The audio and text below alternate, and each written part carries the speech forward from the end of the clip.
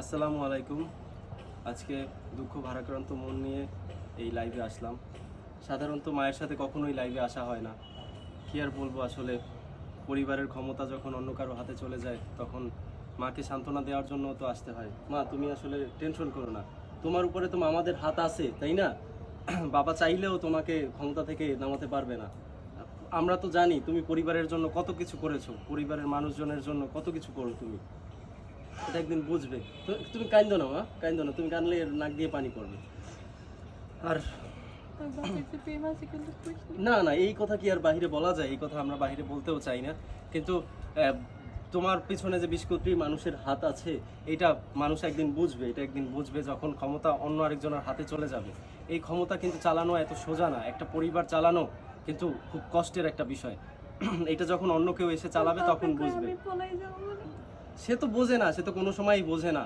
সে হ্যাঁ, তুমি যে কখনো পলাইতে চাও না বা তুমি পলাবা না, এটা এটা সে কখনোই বুঝতেই চায় না, বুঝেই না। হ্যাঁ, হ্যাঁ, এই ঘর তোমার, এই ঘর ছেড়ে তুমি কই যাবা? তুমি কোথাও যাবা? আমি আসি না, আমি দেখবো। এই ঘর দিয়ে তুমি কোথাও যাবা না। যদিও আমি লন্ডন থাকি, কিন্তু তো কি হয়েছে, এই ঘর তোমার, এই ঘরে তুমিই থাকবা। হ্যাঁ, মামারাই তো আমাকে পড়াইছে, আমাকে দেখছে। বাবা আমাকে দেখে নাই, তো কি হয়েছে? তো তাই বলে কি আমি আমার এই মাকে এখন চলে যেতে বলবো বাবার ঘর থেকে? এটা এটা কখনোই হইতে পারে না। থাক, এটা তো ষড়যন্ত্রই, অবশ্যই। এটা ওই যে ওই ওই হুম ওই ষড়যন্ত্র। থাক, তুমি কান্দো না, কান্দলে তোমার নাক দিয়ে প্রচুর পানি পড়ে। তুমি কানবা না, নাক দিয়ে এত পানি পড়া যাবে না এখন। আসলে দর্শক, কিছু বলার নাই।